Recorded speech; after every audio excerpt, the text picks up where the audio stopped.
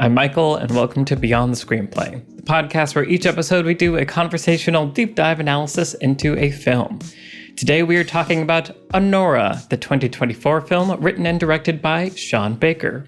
I'm joined by the Beyond the Screenplay team, Trisha Rand. Hello, everyone. Brian Bittner. Hello, hello. And Alex Calleros. Hi.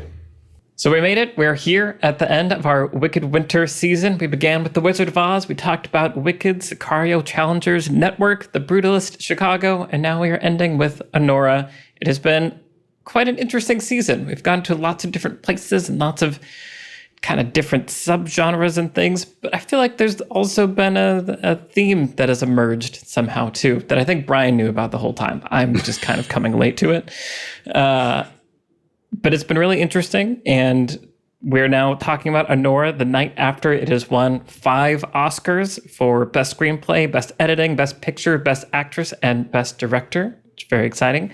So good job programming this. You guys knew it was going to win, and I didn't know what it was. And so here we are. So let's dive in. So like I said, I didn't know anything about this movie, basically, except that I heard that Mikey Madison was amazing, and the very, very basic premise, like the subject matter. I haven't seen any of Sean Baker's other films, and so I really came into this not knowing what to expect. It was really cool seeing them win all the Oscars and getting a sense of like the personality, and I love Sean Baker calling out like the importance of independent film and how this was a triumph of that, and that's like so cool, and I'm like very excited that like we're getting to celebrate all of that. And my experience watching the movie was a really interesting one because I feel like the first hour I was like super in it and having a blast, and then it kind of lost me and I wasn't ever quite able to get back on the horse. And I'm interested to hear about your guys' experience and kind of break down why I think that was for me. The first act is really long, and I feel like it takes a while for the story to kick into gear, and I enjoyed so much about that first act and the characterization of all these people and the sort of I didn't know that this kind of relationship could be portrayed in like a sweet, endearing way that just like sucks me in and like makes me really invested in all the characters, and just how it was executed I thought was really, really great. And I think just as it gets to the middle, some of the character motivations and length of the scenes kind of felt a little lackluster to me. And so, yeah, I had a weird experience where the first half I was really into it, and then by the second half, I was like, I don't know that I get this. And I think had the context not been, this is going to be the best picture, like this is one of the best pictures of the year, that might have created a different experience for me. But performances are great. A lot of how these things are directed and edited, and the momentum, like I think is amazing. And so that's why it was just this really weird experience. For second half, for me, was very different than the first half. Brian, I know you really like this movie, and I feel like you were the first one I heard about it from. So tell me about Anora. Yeah, I saw it back when it came out and mentioned it as a what am I watching back then.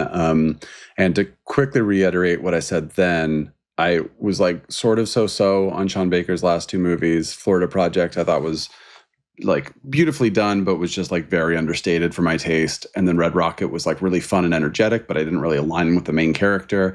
This felt like it was the perfect blend of those things, of like, it was like the things that I did like about those 2 movies were blended together into one movie. Just really loved it, and really loved rewatching it for this. And, you know, I felt that the first time I really felt that Act 2B, essentially after they leave the house and they're just driving around for 20 minutes, you know, was just like, man, because I feel like the sequence in the house was really where the movie got me, because I was like, I'm like crying, but like the audience around me is laughing, and like they're not wrong. But like it's like this movie has so many of those moments where I'm like devastated, and also it's like kind of funny at the same time, right? And that whole sequence, I was just like really sucked in, and then it went from that to just now we're going to drive around for 20 minutes, and not that sequence isn't also entertaining. It just felt like this movie is always kind of moving forward, and that just felt like we're just going to take a while to kind of not go anywhere for a little bit. There are little character things happening and stuff, and watching it the second time, I'm just laser focused on Igor the whole time, just watching everything the movie is doing with him. And I noticed that the first time, but obviously having seen the movie, I can really kind of think about what every scene is going to mean later in retrospect. So I didn't mind that as much the second time, having like knowing that I was going to be in good hands once we got into the third act.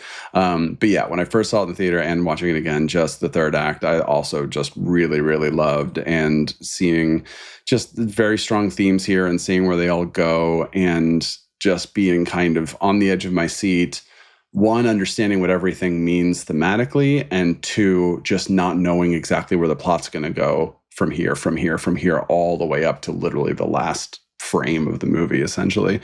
And, you know, I think lessons, I'm going to talk about what I talked about at the end of Being John Malkovich a little bit, which is just a movie that in its that final moment when the credits hit, you are just left in an emotional place that you just kind of want to not move for 10 minutes, right? It's just like, can you just turn off the lights in the theater and can we all just sit here quietly for 10 minutes while we all kind of get our life back together before we have to go out and see the world?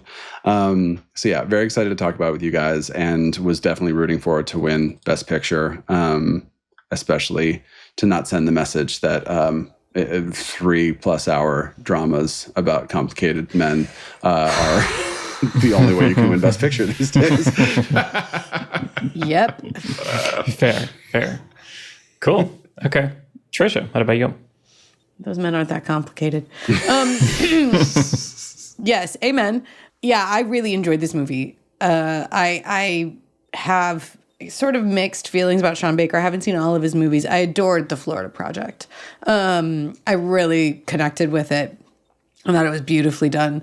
And so I was excited to see this, but it took me a while to get to it just for logistical reasons. So, but I had a great time with it. It's really funny. Like Sean Baker's whole thing is like these really gritty comedies, and they're truly delightful in so many ways.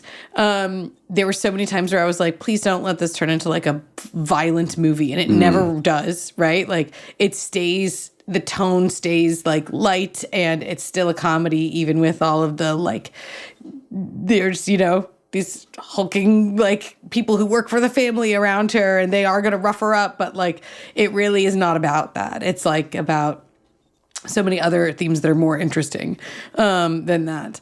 And yeah, I thought it was it took me a while to kind of wrap my mind around like kind of what it's about thematically.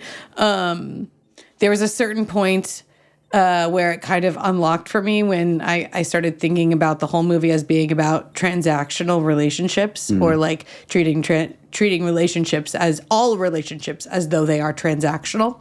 And I thought that I've never quite seen a movie that's able to meditate on how, I don't want to say the word poisonous that can be, because I don't think it necessarily is, but just,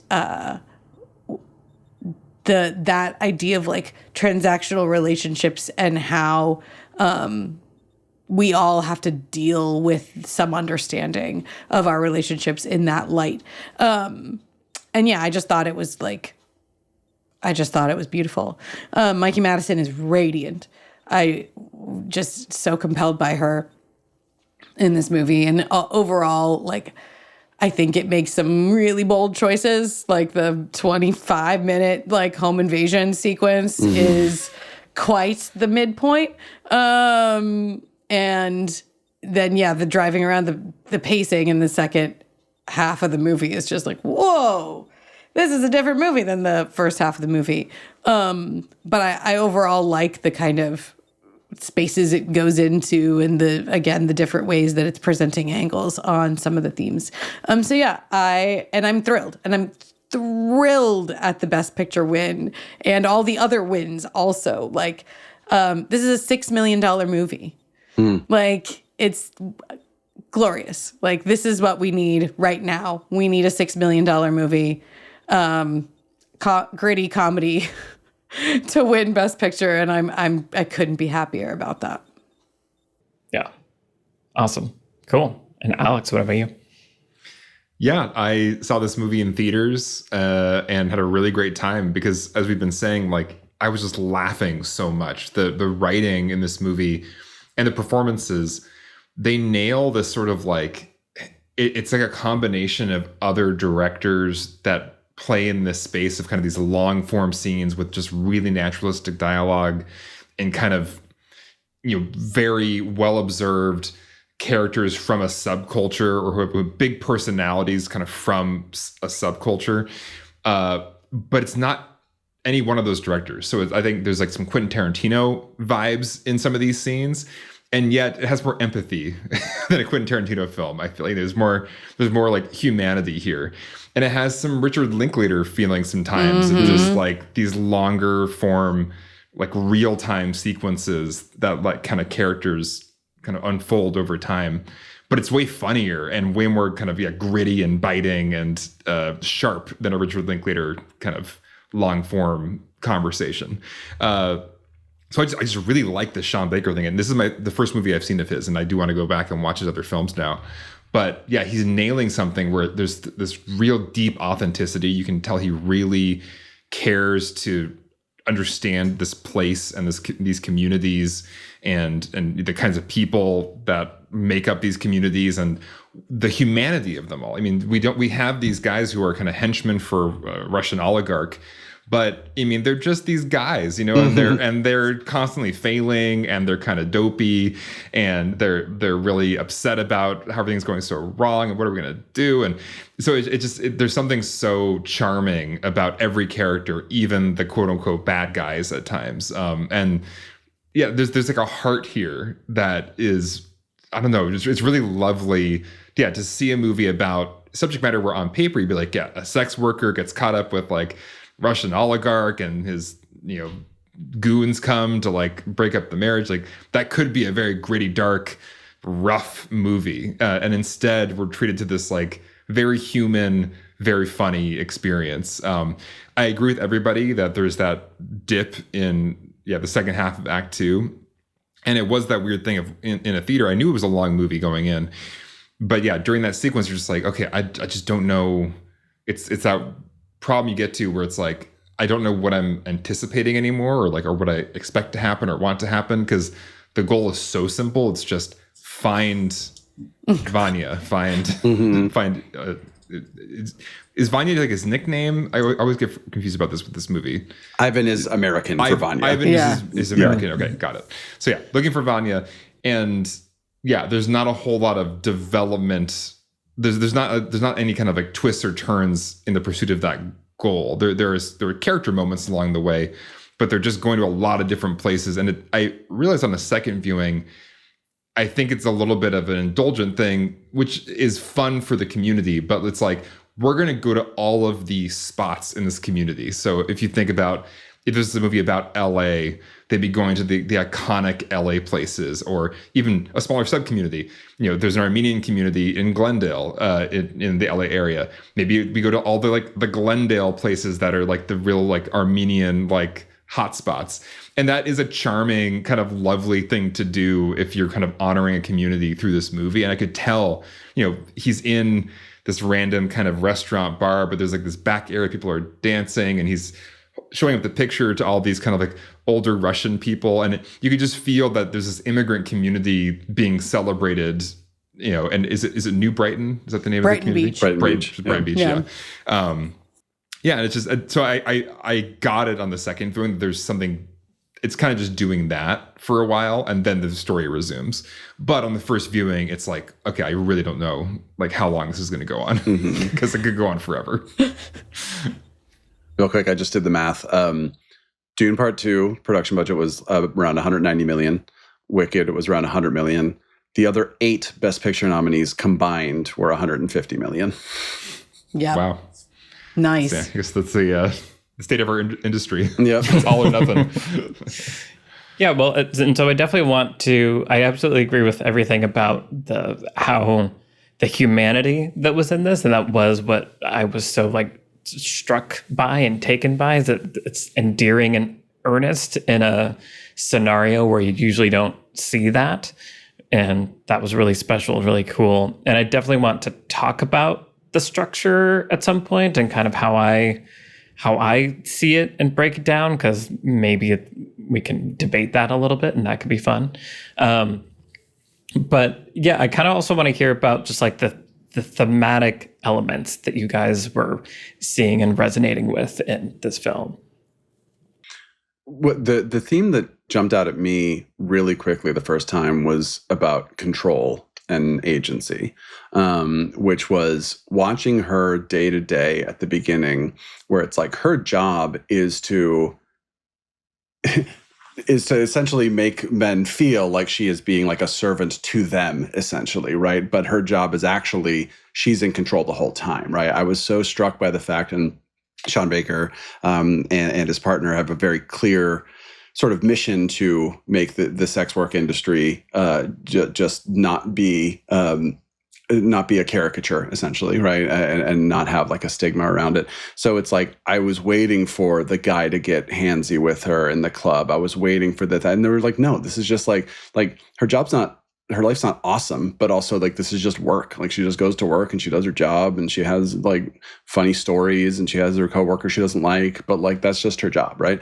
But specifically watching her, the way that she's interacting with them, and just sort of like, it's like you can always see that she is always spinning the web and always being like, I know exactly what to say. And it's not that she's not genuinely having like pleasant interactions with these people, or that she's not genuinely interested sometimes in what their conversation is, but it was all improvised. It was just like they filmed her going around for like 10 minutes and just talking to people, and then they edited it together, which is really cool. That's great.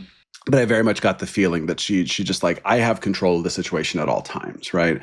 And then of course she meets Ivan, and then Ivan, we haven't quite learned yet, but he is trying to get out from under his parents' control. So now they kind of are like, we can live this dream together and we can be our own people and everything. And then what happens as soon as the people show up, they take away her agency. They are literally holding her down and tying her up and everything, right? And that's why I found that scene so affecting. I was like, this is like funny and goofy, and I also feel like I want to cry because like I feel her and her how scared she is right now, you know?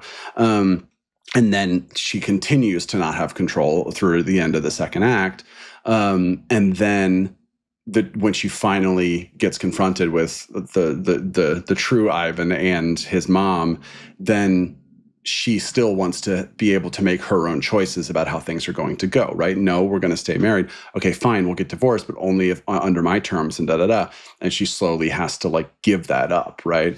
And then I weirdly didn't notice that in the very final scene that Igor was trying to kiss her when he grabs her neck. All I noticed was that he was like grabbing her neck and her head in a way that I found uncomfortable. That scene is supposed to be not very comfortable.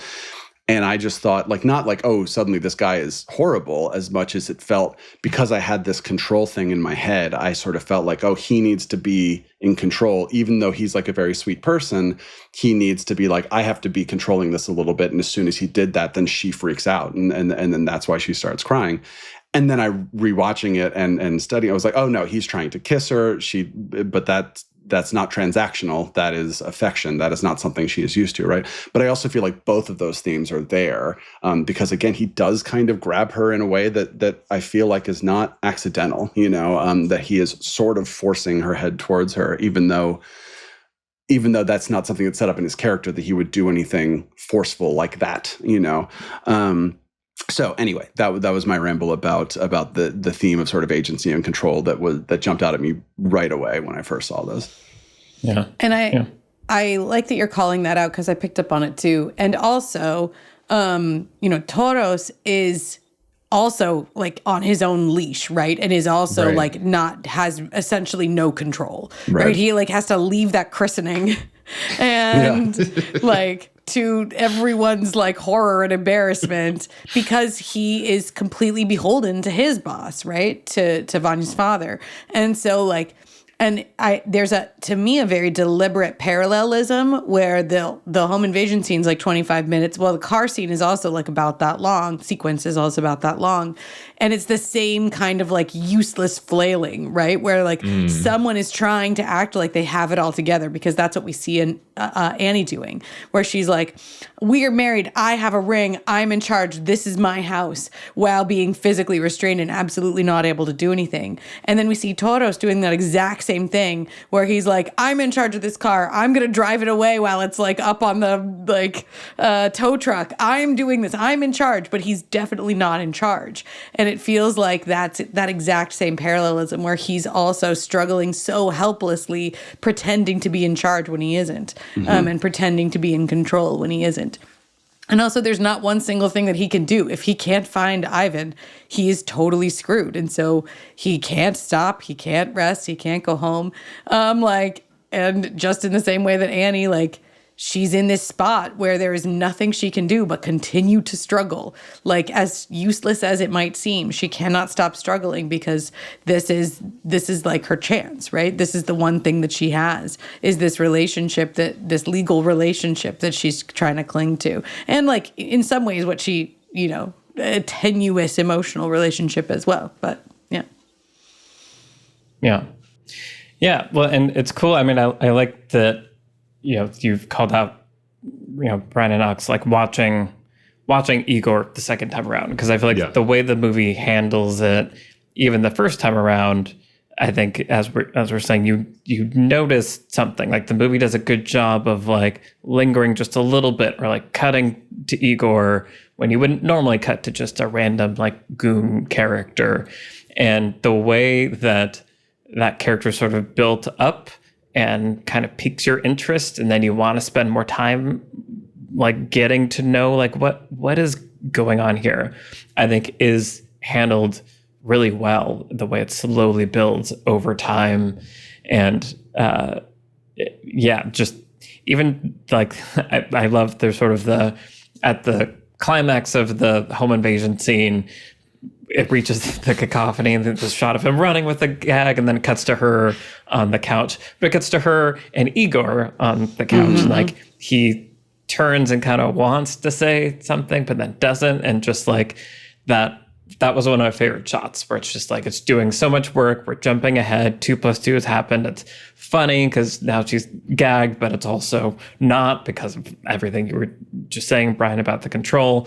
But also, this character is here, and that character feels a certain way about what he's done and what he has to do. And the movie wants us to be thinking about that. I feel like that's just one instance of several throughout the movie that makes me want to like lean in and kind of understand, what is this relationship that's being built between these characters. Both times I've watched it, I also there's something about the way he is shot in that third act scene, when they're just alone back at the house after all the chaos is over, and he's on the couch, and the way he's sitting is kind of sunk in with his arms back. And it's like, it's so kind of almost like vulnerable and casual, and feels almost like high school sleepover language, or there's like a sweetness to it. And I think there's just, there are choices like that throughout the movie, and we talk about the humanity and the heart that's in here despite the situation. And there's just kind of this human vulnerability shining through him in particular at that moment. And I feel like that's where the movie is really kind of solidifying, like, this guy out of everybody in this crazy journey kind of has, the most integrity and the most kind of, he's the most pure. Maybe he's not here just for that transactional thing. And just even the way he's shot, and the performance and the longer takes, letting things play out, all feed into that. And that's why I think I'm really interested now in Sean Baker as a director, because it's really hard to capture that authenticity, that vulnerability, just that like simple humanness when you're like on a movie set acting. And this movie is just so full of those moments from everybody. Yeah, and actually, a part of the reason that the second half of the second act threw me off a little bit when I saw it in the theater was when he's kind of being a tough guy at the candy store, and like he breaks everything. Oh yeah. And then they're out on the boardwalk, and he like throws the bat, and I was like, wait a minute, because I felt the movie kind of pointing at him a little and being like, look at this guy, he doesn't really, want to be here, da da da. But then the movie was like, oh, but he's kind of a jerk, he's kind of a tough, and I was like, like that. It felt like there was pointing at a trajectory, and that scene, that moment didn't work for it. But I also just think that could have been improvised or whatever. But like, but that's also what this movie is. It's about a bunch of people who are just messy people, and then like they don't always have clear trajectories. But I mean, I love his performance, especially in the home invasion sequence, because he's like, I don't want, like, please don't run. He's not like, he's not like grabbing her. He's just like, he's like, no, and like he's like so panicked because he is like worried for her safety genuinely, and I just feel like that's part of what makes that sequence so I don't know what even the right word is, but just affecting, I guess. Yeah. And the thing that to me, like one of the moments that most clearly unites these two themes of transactions, relationships that are transactional, and control, because transactional relationships have to do with who is giving and who is receiving, right? Or like who wants what from the other person. And that is about control. But the red scarf is like really the symbol that kind of like unites it all, which is really interesting because it's first introduced in the home invasion scene and it's used to gag her. And like we get it really close up on her mouth, on the scarf. Like it is, binding her because she's like having control taken away from her, right? In that scene, despite the fact that, again, vocally she was asserting control, she actually does not have control. But then he takes the scarf with him and he gives it to her when she is cold, right? There's like an offering of, hey, this thing was used for to oppress you, essentially. But now there's an acceptance on her side of that, of like, okay. Right, she refuses it and then she accepts it, which is like, I'll accept this for now. For now, right, exactly. It's such a clear symbol, and of course it's red because movies. Yeah. But and then it comes back, as I'm sure. And then of course it comes back, and we find out that it's the mother's, right? And like she like takes it away and everything, and it's all just like kind of this beautifully layered symbol where it's constantly being passed back and forth. It's transactional, but it's also introduced as this symbol of control and power and a power dynamic. And the ring is too, to a lesser extent, right? When we see the ring at the end, we know what it means, that he took it and is giving it back to her. But then also she immediately reads that as like, this person wants something from me. Right. And so, there are these objects that are also doing like narrative and thematic work, which is always beautiful to watch. Yeah, we kind of circle back around to that last scene again, and that is such an interesting way to end this movie because it stands out in the movie as being kind of, it feels very unique. You don't ever see this kind of long take, just kind of like ambient sound, those windshield wipers, in relation to sex. Like all the sex in the movie previous to this scene has been kind of part of a montage or kind of funny or goofy or just like, it's just her and Vanya just goofing off. And this is that kind of more just like, this scene's about something more than just the sex. There's something else going on here. And it's like duh, but it's so interesting you point out to me, Trisha, that it's initiated with him giving her this ring, which and she is almost interpreting it as a form of payment for a transaction. And then, just the way that scene plays out, I was really noticing on this viewing, kind of her hair keeps falling forward, like throughout it. And it feels like one of those kind of magical movie things. Like who knows if that was like planned or intentional, but it adds this dynamic where it's like she's constantly kind of having to pull it back. And there's this real discomfort to the scene where like you do feel like she's kind of in her essence and at ease in a lot of the previous sex scenes. And there's a real just like awkwardness and discomfort. And so, any other kind of like readings or takeaways from this last scene? Because obviously it's like Sean Baker's leaving you with this really complicated, really messy final moment to then sit with into the credits. And even the credits start with just like the windshield wiper sound continues. And then there's this whole little arc of that sex scene. So yeah, any other thoughts on that? I would love to hear. I mean, yeah, I kind of read, I'd have to watch it again to remember the exact beat by beat thing, but sort of what I was taking away from it is like it becomes clear that there's maybe like a real affection here. And I think I was seeing it as she kind of sees that, but it also isn't quite exactly sure how to express affection in non-transactional ways. Right. And so her default mode is like, well, this is either how I express affection or how I expect someone else to like expect affection from me, kind of, and that transactional nature. And then that like crumbling and not feeling right. And like, this is not the thing. And so then, yeah, I think she starts crying and he just like holds her. And I feel like that, to me, that felt like a character breakthrough moment of like, I don't have all the answers. I haven't figured out the new right best thing, and I'm not a solved person, but I've grown to know that like I want something other than like this. And maybe this is a human being that can like help me be that or like build that together. So that was kind of how I was reading that. Yeah. I was reminded about the history of engagement rings when I was watching this movie, which is a transactional one, right? Like women were given, traditionally women are given engagement rings as a financial promise, of financial security. Security deposit. Basically, the idea being because, women who had no rights or status or property were being given an object of great value, so that if then they were jilted, they still had the financial like security piece if the man then left them. And so I was like, this feels very intelligent or like very studied to make. And, rings are an easy kind of symbol in this way. But we see when they're talking about getting married in Vegas in the hotel room, she's like, okay, but I need a big ring, right? And like, it's kind of negotiating how many carats it's going to be. And it's layered. It can represent, also her like hope in the marriage, right? Like that she would get to keep the house and the life and like maybe even a good relationship with him, right? They've never had a bad interaction. So there's like a faith piece to it that I think is also an interesting read of it. But it is historically a transactional symbol, and that's definitely how it's treated in the text of this movie.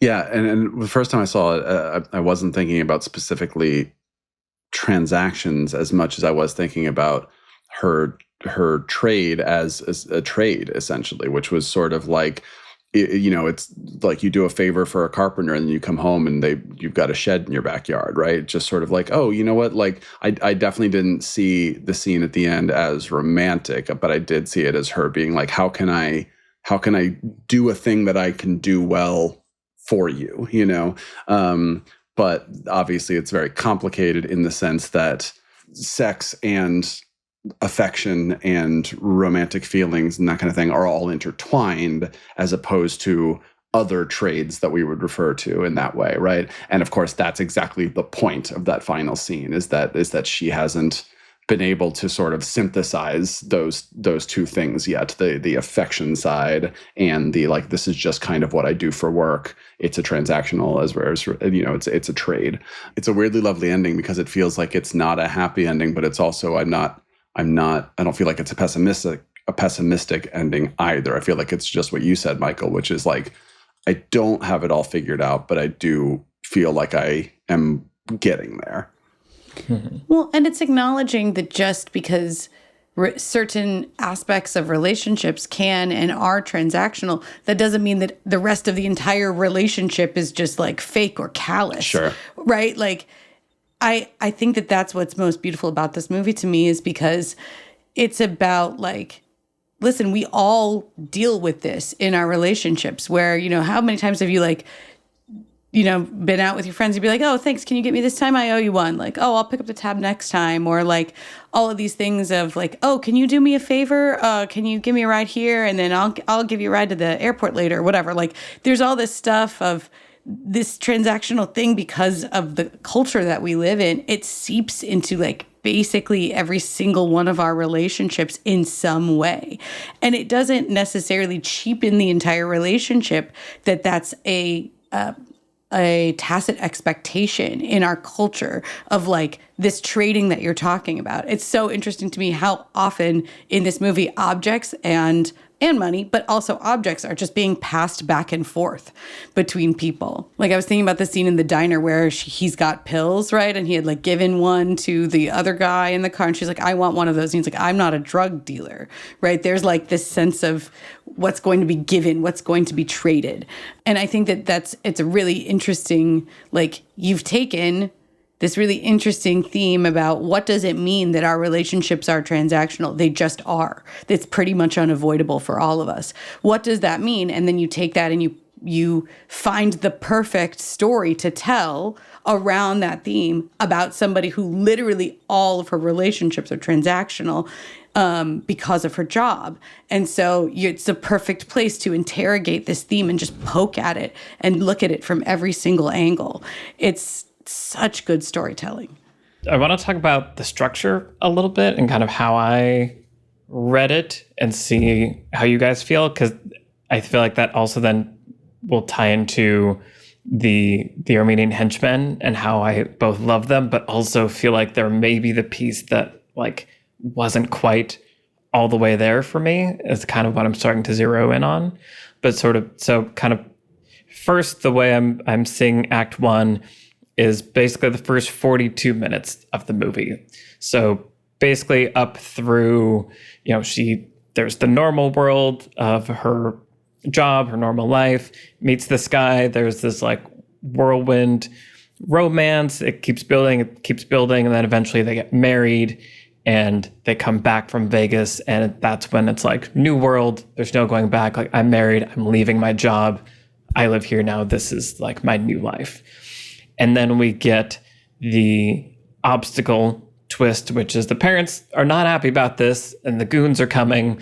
And there's that whole extended them showing up at the house, trying to tie her down. And there's this progression that does happen of mounting pressure where Vanya is fighting for her and them at first, but then flees at some point and leaves her alone, right? And so that's an escalation. What does that mean? And she's wrestling with that.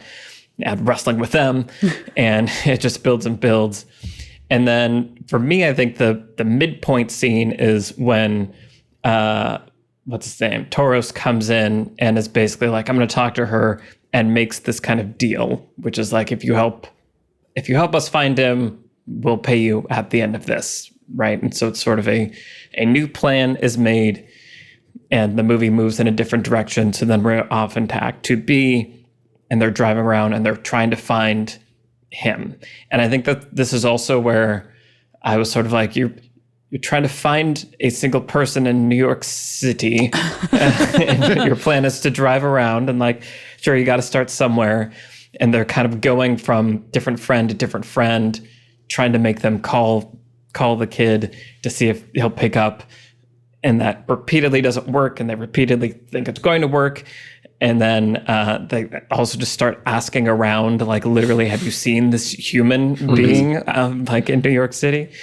Which kind of then works. And so then gets them to where they get back to him, get him, and have seized him. And now we're sort of into, like, Act 3. Or, like, I guess... I would say the crisis is realizing that Ivan is who Ivan really, like right. The true Ivan. Right. Yeah. So I think maybe Act 3 is starting after they realize, well, we have to go to Vegas and the parents come. And it's like, okay, well, now here's the final kind of arena is do battle with the parents, go back to Vegas. The kind of first half of Act 3, because I think it's kind of a long Act 3, is that sequence of going to Vegas. There's this moment, like you talked about, Brian, where Annie starts to fight back against the mother, like when she's kind of accepting this and she's like, I'm coming back, I'm gonna sue, I'm gonna get half. And like, I was really excited in that moment because I was like, yeah, like go after, like, let's do it. But then like she gets defeated and it's like, oh, it's so depressing. Mm-hmm. And then there's the part 2 of Act 3, which is her and Igor flying back. And Alex, that scene you were talking about with them on the couch that then ends with the finale.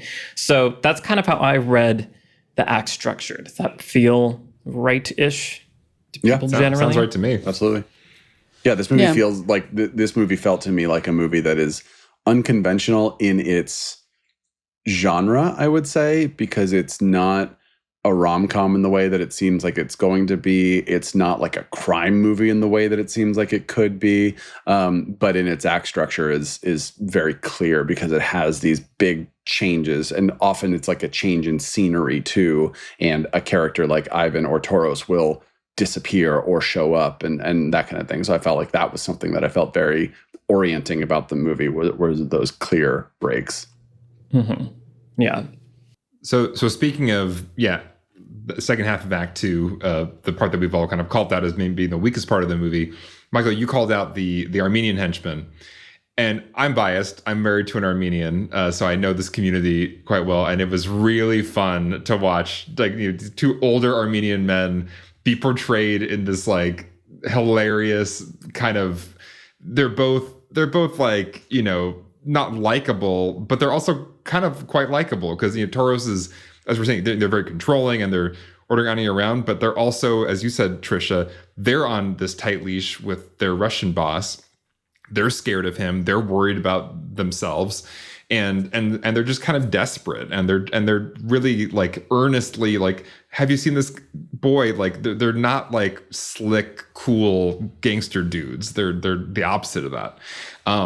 And so I think they kind of helped me get through that whole section because it is so much fun to watch them suffer and complain, and things just get worse and worse and worse for them.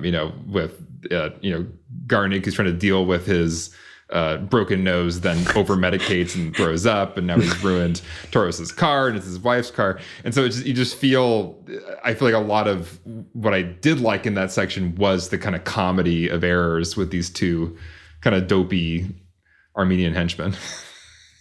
And I think it's also telling that one of the most striking there's striking imagery in the home invasion scene where Igor is sort of against his will put in these like sexual positions with Annie, right? Where he's like literally like leaning bent over behind her and she's on top of him.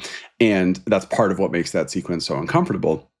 But then, Garnick comes into the room and he's like, what are you doing? Like, why do you have her, like that? And then when Toro shows up, he's like, what's going on? Why is she on top of you? What is this? Right.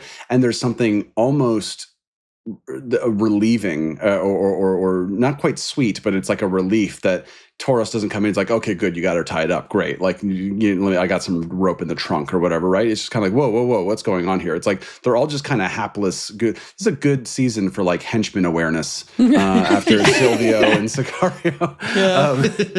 Even the flying monkeys get an origin story. But I think that is something like it would be very easy to be like, oh, crap, like Toros is here now. He's a bad dude, and it's like he's the baddest of the dudes, but not in the way that we are used to, where he's going to be the scary guy who's going to be abusive or be really, really threatening, like threaten violence or anything like that. The movie is never interested in that, and I find that so refreshing.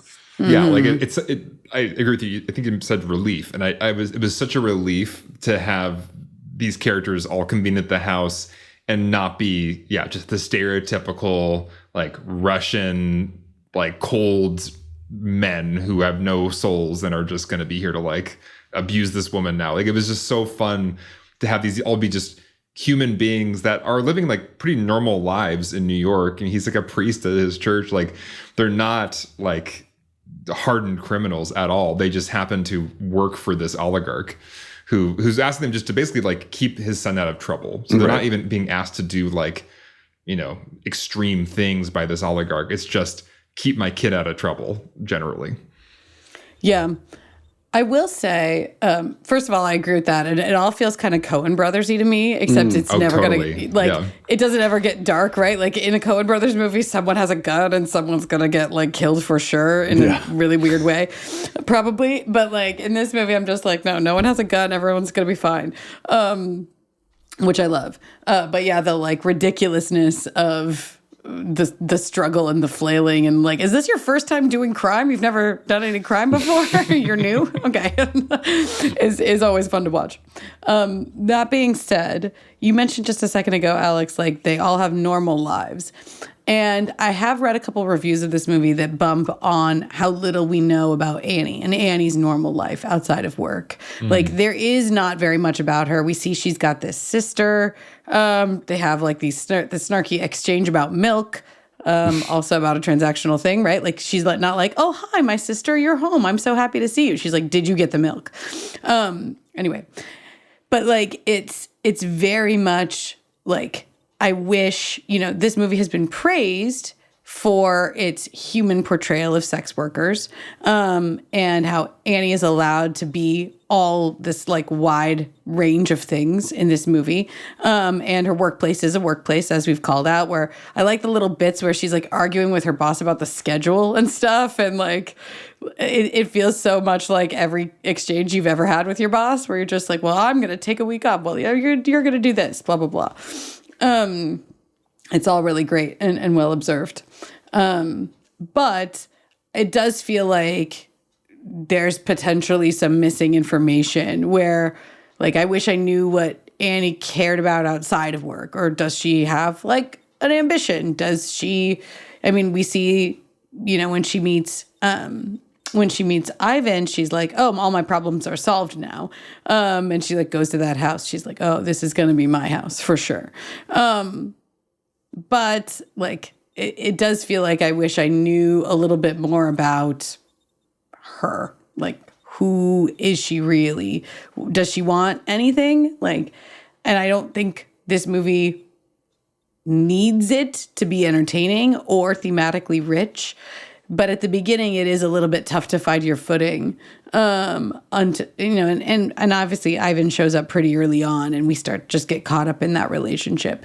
But there is kind of a missing dimension there that could be there. And even we get that scene with Tauros and the baby christening and everything. And I'm like, that's useful background. It's nice to know that about him. It's an unconventional choice for the character, right? It's like it's purposefully creating him as like not the stereotype. He is not the stereotype strongman who's going to come in here and like all the things we've been talking about. So introducing him in that way is smart, but there's kind of like maybe a few other things that it's like in a different movie, we could have had some more info here.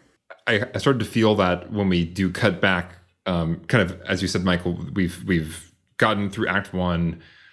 She's left her old world, and then we cut in on her kind of just holding Vanya while he's playing video games. And it's kind of the beginning of the whole sequence where things start to unravel.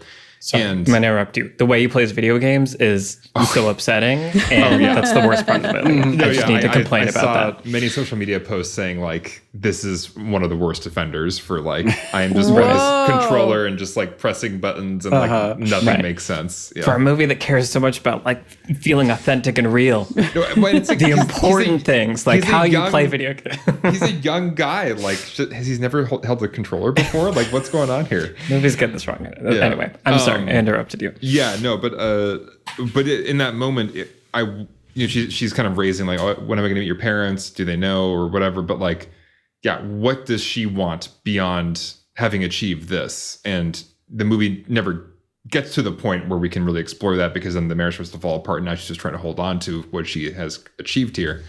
But I did feel that like, yeah, what more does she want than this is really all she wants is just, she got the house.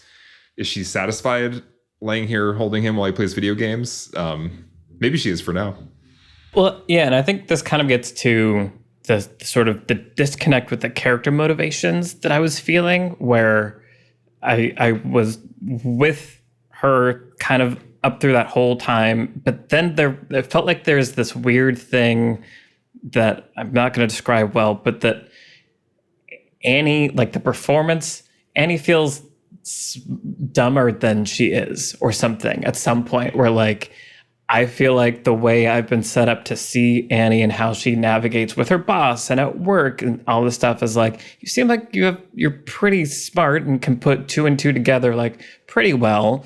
And I get that this situation you found yourself in is like a big deal and could be like a ticket to a better life, but she's like really holding on to it, like past the point of like believability for me, where like the actions she's taking and like the words that she's saying suggest that she still really believes that like there's a deep love here that could happen.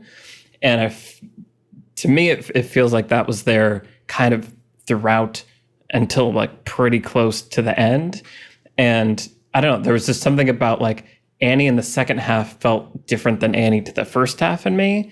And I feel like this also connects to the henchmen that I want to talk about in a moment too. That's interesting. I think to me, I wasn't reading her as clinging on to the idea that he like really, really loves her in like a deep way, but that if she can just get through to him, like he does want this enough that he's not going to just immediately cave to his parents. Like she believes that like, you know, maybe it's not the greatest love that's ever been on earth, but he like she does have him, like she does have some control, as we've been talking about, over him with this power, the sexual power that she can offer him. And I think that's the devastating thing, is when she gets to him and realizes like, no, he doesn't actually, that control is not there.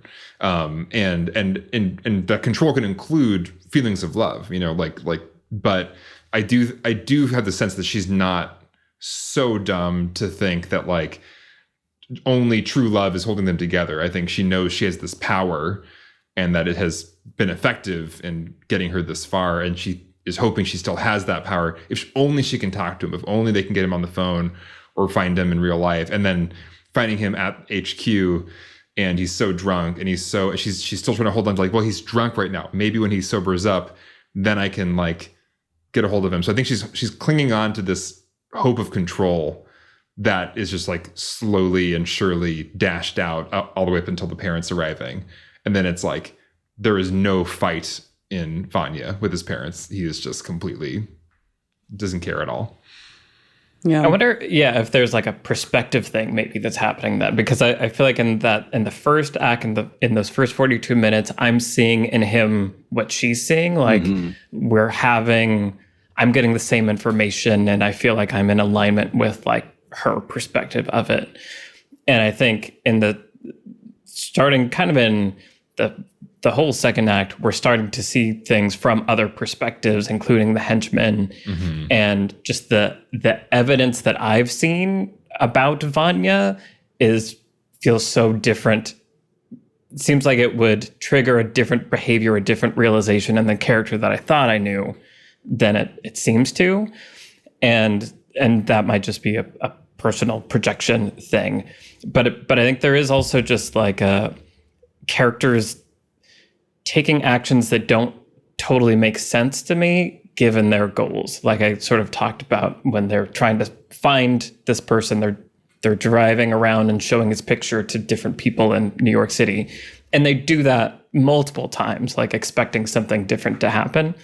And more than that, though, I feel like there's sort of a handoff that happens to the henchmen where they become characters, like they become supporting characters. And in the first half of Act 2, we're getting to know them in this home invasion scene in a way that I think is handled really well as far as like their character development goes. And it is really funny when the Garnick is holding the phone at the speaker phone and different people are yelling, and he ultimately just like sets it down. Like, that was I don't know. I was cracking up. It's really just Toro's driving over there and just hearing the most insane stuff come through the phone. Yeah. It was such a cool choice to have him like not be there yet. He's actually hearing everything happen. Yeah. But I think I expected then for them to have some kind of like progression or arc or extra layer that like just added a little bit something to the sort of either plot or thematic exploration that was happening, but they kind of like don't. And I think given the amount of time that they're on screen for like the middle chunk of this movie, I think that's almost like a missed opportunity, because I feel like they're already set up to be something great and something with like a third or deeper dimension, that I was almost just a little sad that even after 40 minutes with them, they're still driving around swearing, hoping they're going to run into Vanya kind of thing. So that was really my biggest bump, like writing wise, is I feel like there's almost there's so much other good stuff that this other thing I think could have even pushed it further. And I was a little bit sad that when it didn't happen for me. And that's where I feel like their tactics of like literally driving around to all the Brighton Beach locations was that like, yeah, the logical tactics were not the motivation here. It was to give us a tour of the community. Right. And it's just like, that's cute and that's fun, but it you can feel that the narrative's not driving us here. It's more this kind of like slice of life tour. And just even that thing you said, like, who's driving the narrative? I feel like they're driving the narrative for a lot of the second act. Literally a passenger. Yeah. Right. And so, like, given that, again, those things. When they're doing that long walk down the boardwalk, they shot that in one take. And they just, like, the light was just right. And they just shot the whole thing. And then they edited it. But they were just like, oh, we got it. We don't need to do this again. Nice. I will say the one moment I really do like, and it makes sense because it's Igor, is where she's asking him for pills at the diner, right? That little diner scene where they have that exchange. And we know it's his, or I can't remember if we find it out there or earlier, but it's his grandmother's medication, right? And just that little detail of like, they go to his house and he gets his grandmother's medication or whatever it is, tells us so much about that character, right? Like, we know he's someone who has this meaningful relationship with his grandmother. How would he know what pills she's taking? How would he know where to find them? He takes care of her. He clearly takes care of her. And one of the things that I think this movie does so brilliantly is that specificity. And yeah, like, the tactics don't make a ton of sense of like just popping into every bar and restaurant in Brighton Beach. Perhaps. But also, we are getting that wonderful specificity to the world, to the characters. And again, I really just love Sean Baker's attention to these sort of subcultures that you maybe didn't even know existed before you saw this movie. Like, I didn't know what Brighton Beach was. I don't live in New York. I live in LA. And I love that. I feel like he likes to shine a light into places like that, and you know, kind of not just for the sake of doing it, but again, thinking about what could this yield in terms of like dramatic, but also thematic exploration, and specificity in a smaller movie. Like, My Big Fat Greek Wedding is the gold standard of like how to make the most specific movie of all time, right? If you don't have a lot of money, especially, you better be specific. Because otherwise you've got nothing on the screen. And so if you want everything to pop and sing and be cool to look at and cool to, or just interesting, then specificity is your best friend. And it's so well observed here. Mm-hmm. Yeah, I mean, I'm thinking with everything Alex was saying, you know, what all you guys were saying about wishing there was more to these characters, you know, more background and stuff. It's interesting because on one hand, we've talked a lot on the podcast about how characters only need to be who they are for the story, right? So it's like whatever their job is in this story, that's all they need to be. At the same time, you know, we talked about this with the Brutalist. Like, we don't know a ton about Laszlo. It's not for lack of time in that movie, right? You know, and so I think the interesting thing is like, if when looking at a story as a metaphor, a fable, a parable, it's like, oh, we don't need to know where they grew up. We don't need to know, you know, what their relationship is with their mom or whatever. We just need to know who they are for the purposes of the story we're being told. But Anora is also a 2 hour and 20-minute movie. It feels like it could have been an hour and 50-minute movie, right? These movies have a lot of time and are still choosing to not give us information about the main character, right? So I think that's where it feels a little disproportionate. I feel like in a 90-minute movie, we're usually not going, man, I really wish I had more backstory to that, right? But these movies are really taking their time, and they are slice of lifey, and we're spending time with these characters. And I think the more time we spend with them and the more we're developing supporting characters and all that kind of stuff, then the more weird it feels when we're like, why don't I know anything about the main character? Like, why do I know more about, like you said, Trisha, I know more about Toros than I do about Annie in terms of like who their backstory essentially. Mm-hmm. Yeah. Yeah, I think that's a really good thing to call out, that, yeah, the reverse can also be true, where a lot of writers mistake backstory for a character, right? And as you're saying, it's like, what are the characters doing in a story makes them a character? But because of the runtime, sometimes the amount of doing per minute like falls low, and that can kind of create that deficit in some ways. Doing per minute. It's a new Doing metric. per minute. Yeah.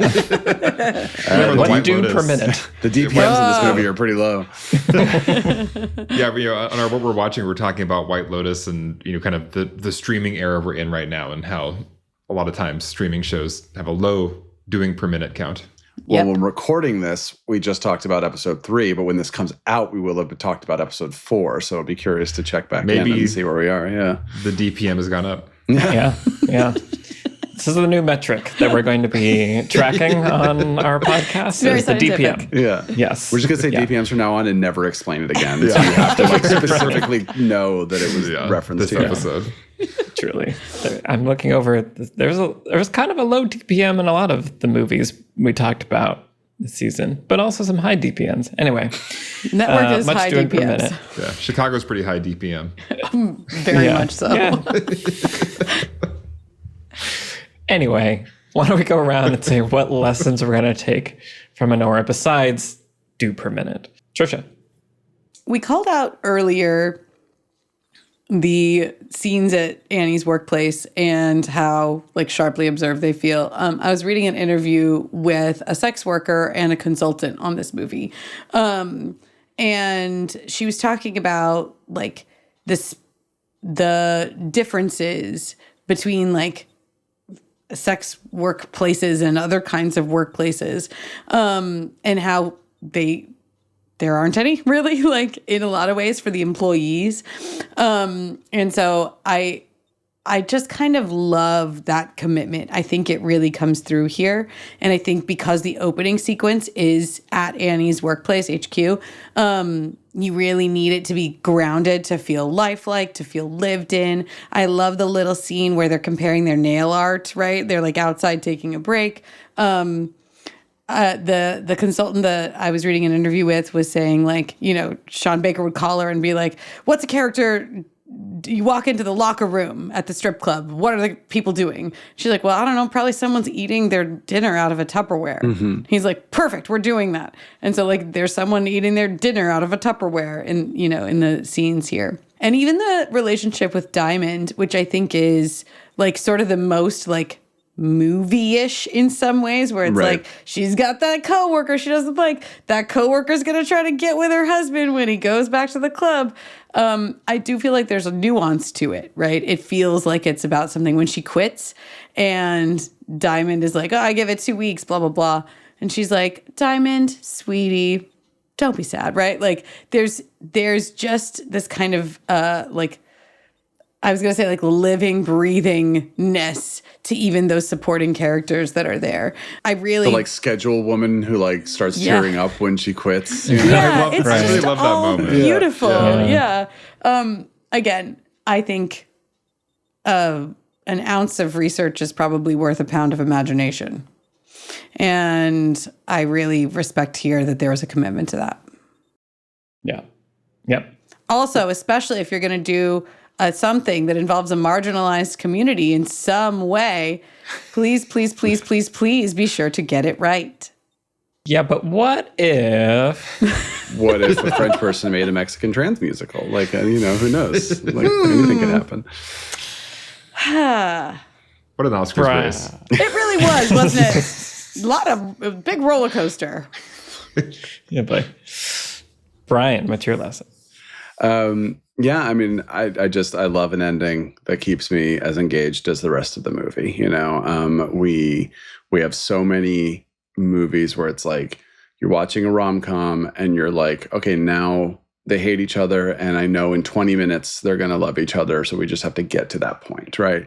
You're watching an action movie or a superhero movie, and you're like, okay, everything looks bad right now, but in 20 minutes, the bad guy will be defeated and whatever. It's not always true, and that doesn't mean that the journey to get to that point isn't enjoyable, right?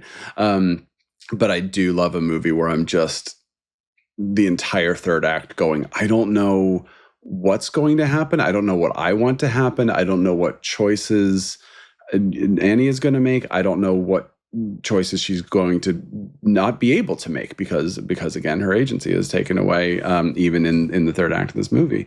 And that goes through into the epilogue with Igor, where it's like, by virtue of the fact that the movie is still going, like the filmmakers are telling me that the story is not over yet. So like, why is the story not over yet, right? What is this? We're hanging out with Igor. Oh, he's looking up what her name means. I'm going to lean forward because we know that she is not, she doesn't want to be called Anora. She wants to be called Annie, right? So it's like, that means something.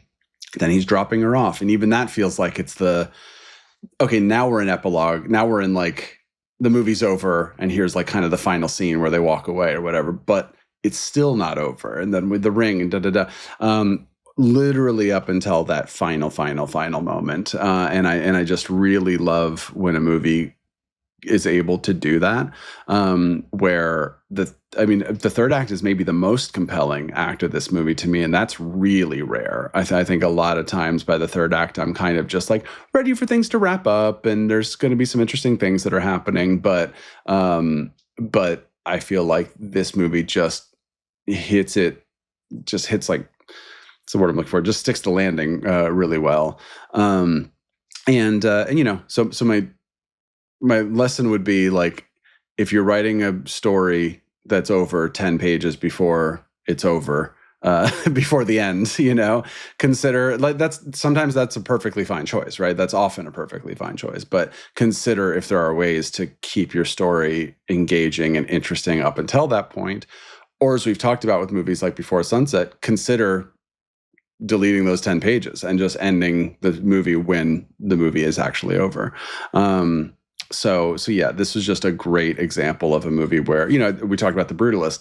I liked that movie, but I was just exhausted in the last 20, 30 minutes, not just because of the length of the movie, but also because it was introducing new ideas and it was doing this and like now it's a time jump and all this stuff. And I just felt like there's too much happening here for me to really feel, oriented still. Whereas this movie, everything felt like it was all part of the same package that I had been with for the last 2 hours, but was always kind of taking these little twists and turns where I was just always engaged right up until, again, literally the final seconds of the movie. Yeah, it's a really good point. I was trying to think just now as you were talking, like what structurally is enabling that? And we talk sometimes about like what a character wants versus what a character needs. And so what a character wants is usually like an external thing that is sometimes just the MacGuffin that's like propelling the thing. That's what they're seeking. That's what's driving them forward. And then what they need is like their character arc, right? The completion. There's something missing in them, a flaw is sometimes what it's called. And the story, you on a hero's journey story, you go and then you learn the lesson, and the heroes, they get what they need and they get what they want. And that's the happy ending. Or they don't get what they want and they don't get what they need, and that's a tragedy or whatever it is. And I think those two things often happen at the same time, where the character in Act 3 like either gets what they want and what they need, they have their epiphany that makes everything click, and that's what enables them to kill the bad guy. Or, they don't get what they want, but it's okay because they've realized what they really care about. And in this movie, I think there's a pretty big distance between Anora doesn't get what she wants, like she loses, the marriage gets annulled, she flies back, but we still don't know if she's going to get what she needs. And that's kind of that tension of that second half, like you're saying. And as you pinpoint, like that last moment is kind of when we know, when that question kind of gets answered as much as it's going to get answered in the movie. It's also a question of what she needs a little bit all the way up until the end, And I think also this movie does it does the sort of genre switching we talked about, where it kind of goes from rom-com to like mobby, crimey thing to like Driver on Coney Island comedy to, so it almost, in a weird way, it almost feels sometimes like the first two acts are all set up for the real story, which is the third act. And I think that's interesting. That's not necessarily a good way to make a movie, but that's interesting in the fact that we're still kind of learning who the character is all the way up until that final act. Mm-hmm. And there's a little bit of an open dramatic question with the Igor character too, just in the relationship, because throughout the second half of the movie, it's been pointing more and more at him as like something is going on with Igor. And it's in the moment in the annulment where she's losing what she wanted. He says, you need to apologize, right? Like he actually steps forward and takes a stand. And that like makes the dramatic question super clear in the text of like something is happening inside of Igor that like cannot be denied at this point, because he's finally spoken up and spoken out against his bosses to an extent about what has been happening to Annie. And so I think there's also that, where there's just like a really basic like character dramatic question that hasn't been answered until Annie and Igor go their separate ways. So until those characters are not in the same room together, that it hasn't been resolved. Yeah, it's almost like these need questions don't even emerge until the second. That's what, exactly. Right. Yeah. I'm also so happy he got nominated for supporting actor, because it's like so many of the scenes where the camera is pointing at him, he's not really doing anything, but he's doing the work as the actor. But like, it's not like he's like, I'm going to make my big speech now. That doesn't happen until literally the scene you just mentioned, Trisha. But he's doing all that work. And that's like one of the hardest things to do, is to like do nothing, but do it in a way that is still communicating something to the audience. Yeah. This kind of ties into my lesson, which is going back to that scene that I called out earlier, where he's lying on the couch and they have this kind of more sleepover conversation, looking at things on their phone. And I think what's so interesting in that scene and why it compels me and pulls me forward is Annie in that scene, because she is really almost like kind of doing her best to maintain this distance from him and to kind of shut him down, and to kind of, he is opening up and is warmer and warmer and is, interested in her, asking questions. And, that scene ends with her, I won't say what she says, but like, she's basically kind of almost trying to put him back into her simpler and like darker conception of most men, of like, oh, if you were alone with me, you would have raped me in that scenario, when you tied me up, guaranteed. And she's almost trying to kind of like put him back into this thing she can understand, because what is actually being offered to her here is something that she's not used to, maybe doesn't understand how to deal with. And her kind of defense mechanism is both just kind of like, jabbing at him and kind of being mean to him. And then even trying to state like, you're no different. You can't be different. You would have done this thing that I would assume any man would do in that scenario. I think it's just a really interesting scene. Just that's kind of where, Annie, it has more of that third dimension going on, where it's like, it's not just a scene about her, falling for Vanya because he's going to give her everything she wants. Like she's going through something there. And that, once again, that thing only kind of cracks open and breaks in the final moment of the movie. And there's that tension, because you can feel like, no, like I like Igor more and more. He actually seems like the only genuine person in this movie who's like just freely offering himself. Why are you resisting that? What's going on here? So anyway, it's really good, three-dimensional character way to like build that tension that is released at the end. And it's very not direct or on the nose. It's just in their interactions, and she's being funny, but there's this undercurrent of like, why is she pushing him away? I will say I did bump on the scene where they look up her name on the phone, just because names are so literary and like meaning, everyone, blink, blink, blink, it's meaning. Look here at the meaning. It's the name of the movie, by the way. It's right here, everybody. It's in neon.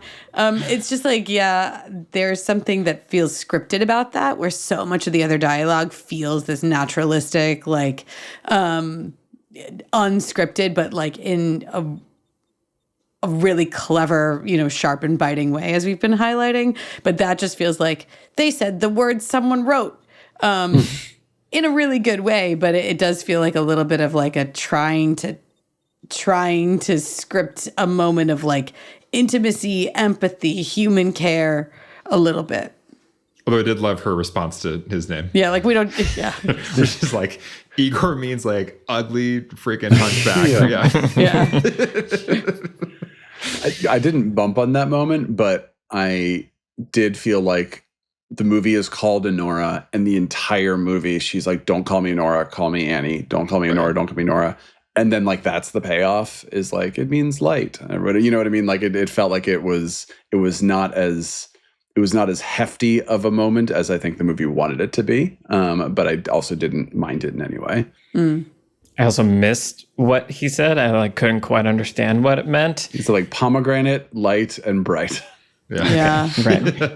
But like that I missed it and was like okay with that was also kind of telling. Like I don't know that like the actual meaning matters in this moment. It's like them doing this together. It's him caring enough to ask anything about her and to be curious and to like want to know her.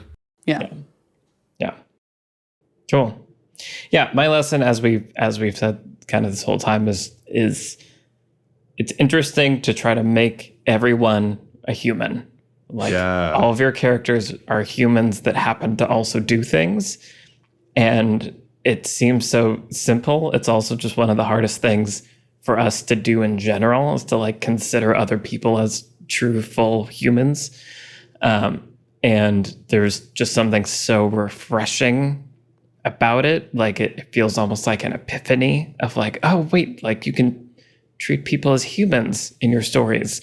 Like we could just do this. Like if we could just have like more movies where everybody is a human. Well, and it reminds me of Silvio and Sicario, as we were talking about. Right. Yeah. And so Henchman Awareness Month, everybody. Henchman Awareness Month. Yeah, and I feel like that's driving a desire to revisit it to me. It's like how do they do this? How do they pull it off? Because it is kind of an unconventional thing. We sort of talked about when the henchmen show up, they're not what you expect. So there's a little bit of a rejection of convention or expectations as a way to do it. It still gets to the same place the narrative needs it to go, but in a different way. But sort of what are the other techniques that are being used? Great performances obviously do a lot, but I feel like there is a more holistic approach happening. Trisha, you talked about research and like, I feel like you have to care as the storyteller to want to put that care onto the screen. And I'd love to look at the different ways that manifests itself in Anora. And it was well done. Touche. Touche, Anora. Well, what else have you guys been watching? Trisha, what have you been watching recently? What am I watching is actually what I am planning to watch. So in a couple of weeks, I'm going to be at WonderCon. I got invited to do a panel there. And the name of my panel is The Death of the Mid-Budget Movie, which feels very apt considering what we just learned about this year's Oscar nominees. Right. Indeed. Where is the middle? There's the very, very small budget and the very, very huge budget, and nary the twain shall meet.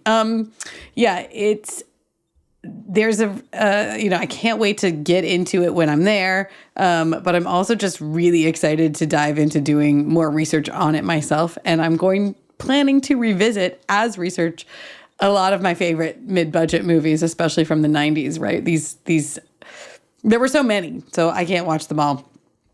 Because they were just everywhere. It was like most movies were this. They were mid-budget genre movies, and they were just everywhere. But I'm going to try to get a few from like all of the different genres. So I'm planning to rewatch My Best Friend's Wedding and Basic Instinct and Notting Hill and Mrs. Doubtfire and The Sixth Sense and Speed. And some of these we watched sort of recently, but they're all just really good examples. Jumanji. I really want to watch Jumanji again. So yeah, I'm going to try to get all the different types of mid-budget movies that there were and get ready for getting to talk about it. So I'm very excited. Is there a specific rubric for what counts as mid-budget, or is it just a general super low and not super high? Yeah, I mean, like, if obviously inflation. So nowadays, something that's considered to be a mid-budget movie is like a $22 and $80 million movie. Back then, it was more like a $40 million movie was sort of like the sweet spot of your mid-budget movie. But yeah, they don't make them.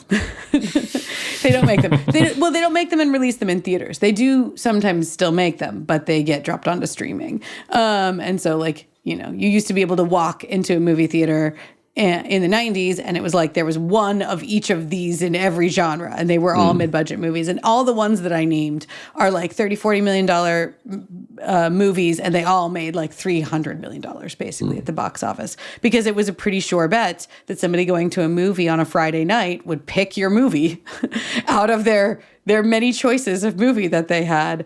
And yeah, if you did it well, you could make dividend. You know, it was just like you could make so much money on a mid-budget movie back in the day. Anyway, but if anyone's coming to WonderCon that's listening, come by the panel and say hi. Yeah. Remind us again of the date and the name of the panel. The name of the panel is The Death of the Mid-Budget Movie, and I don't have the date yet. But as the schedule gets announced, it'll be probably by the time this episode's out, you'll be able to find the date and time of the panel. Awesome. Cool. Brian, what have you been watching? As we wrap up the celebration of movies from the past year, wanted to mention one of my favorites, which was Strange Darling, which I referred to every time my partner was like, wait, which movie is that? Before we had seen it, we'd seen the trailers. I was like, it's the Are You a Serial Killer movie. She's like, oh, right, that one.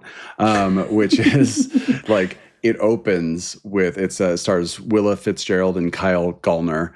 And it opens with them like outside a motel, and they're about to go in, and she basically says, I have to ask you, are you a serial killer? And then the movie opens as like opening credits, Strange Darling, a story in 6 acts or 6 chapters, whatever, chapter 3. And then it's her running from him. and he is like, you know, like car chase and shooting, all this kind of stuff. But then eventually we see everything. So it's like the movie is sort of inviting you to be like, you are connecting these dots in your head, but what's the information you're missing? And then we start getting the other chapters, and then we start filling in like the context of why this thing happened and why we're seeing this. Really smartly done, and a really interesting study in the way that we do those things, in the way that we sort of like, we try to connect the most direct line between 2 dots, and because that's all the information we have.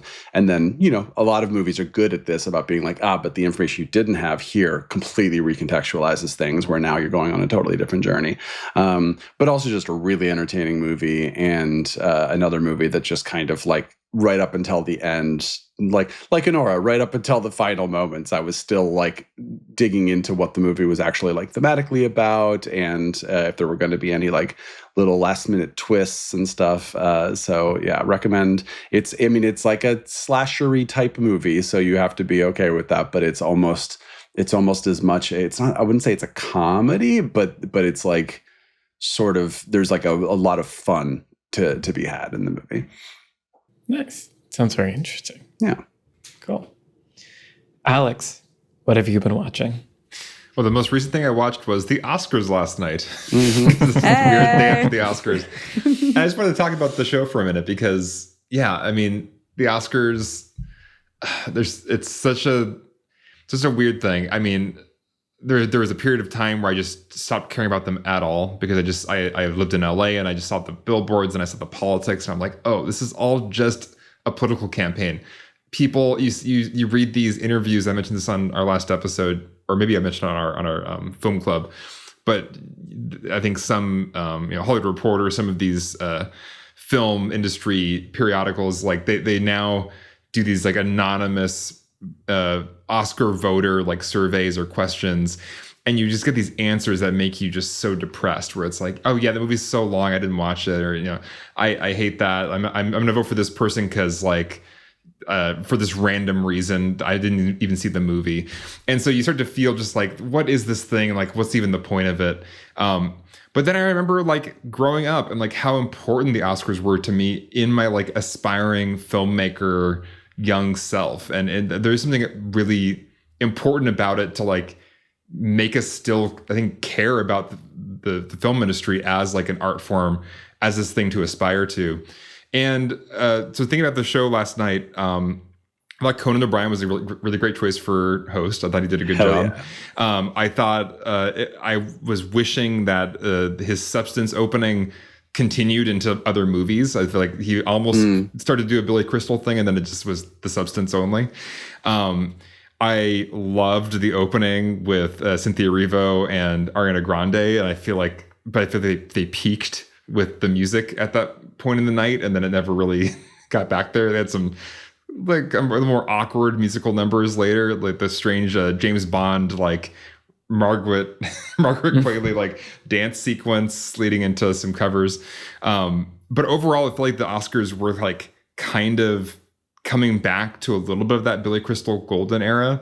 I just wish they would just be consistent with the like categories and just show me clips from the movie. Just show me the clips. Like, why for some of these performances are they having like the 5 actors come out and like talk about the people, or the one actor come out and like have to like praise all 5 people, and you can tell they don't know some of them as well as others.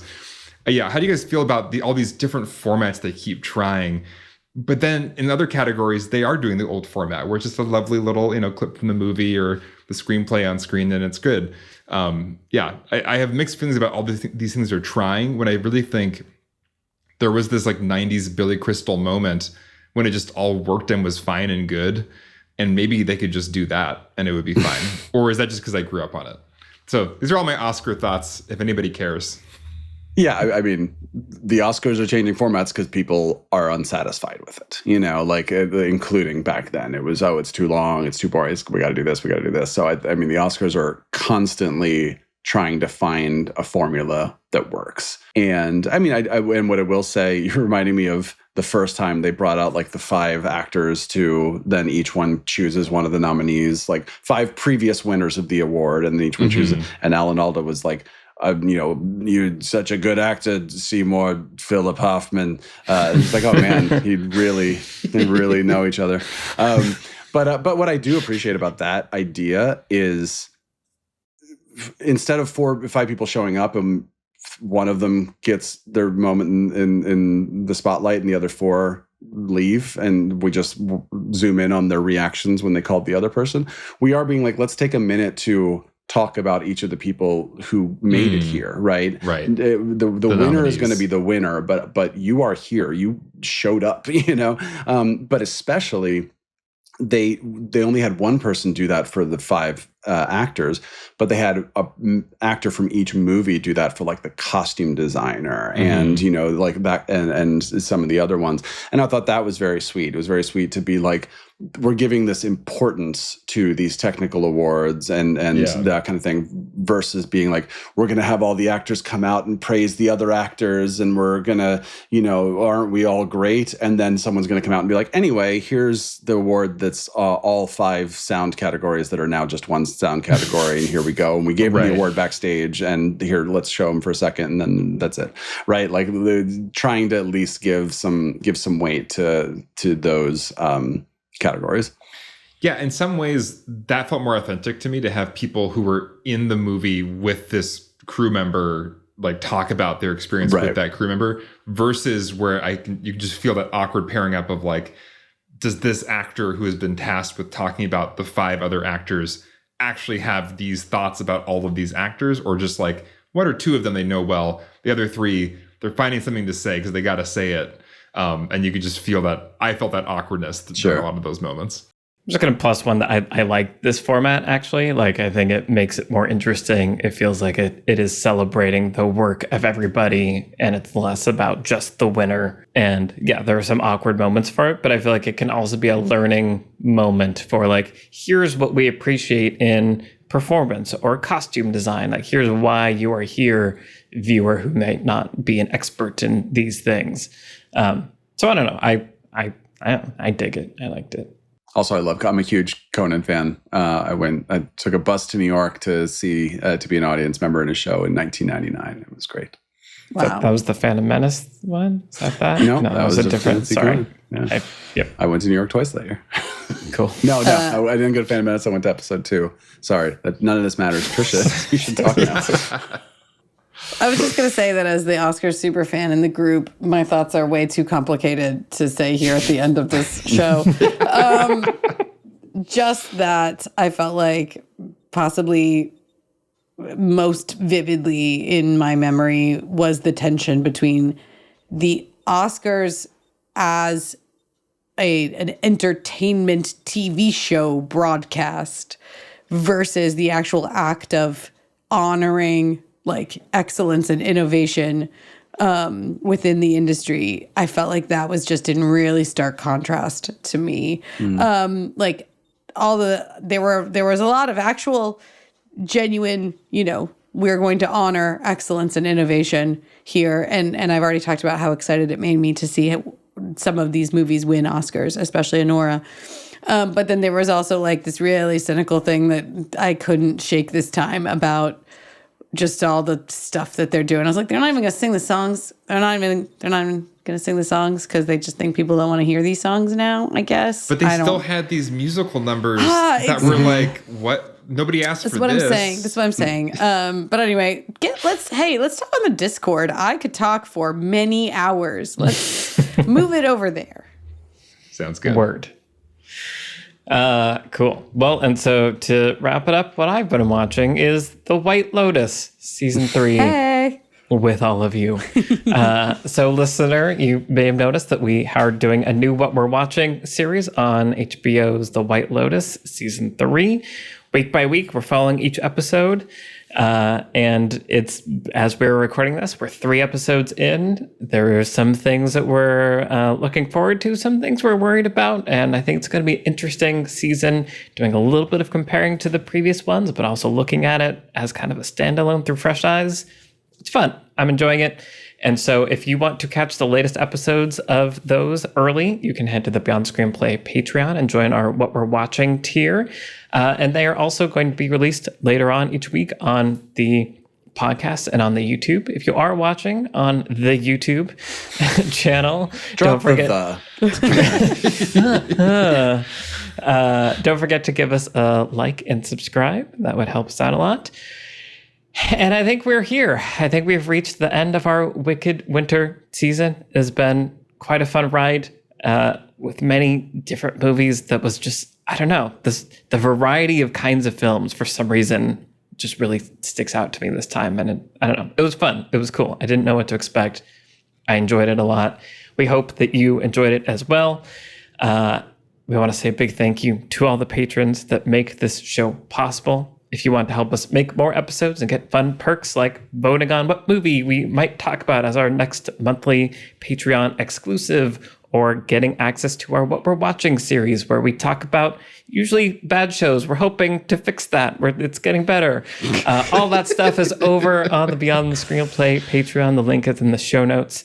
Thank you to our producer, Vince Major. Thank you to our editor, Mike Wuerth, and the whole Nebula Studios team. I'm Michael Tucker. I've been joined today by Trisha Rand, Brian Bittner, and Alex Calleros. And we will see you soon in the next season for something as yet undetermined. Bye, everybody. Bye-bye. Bye.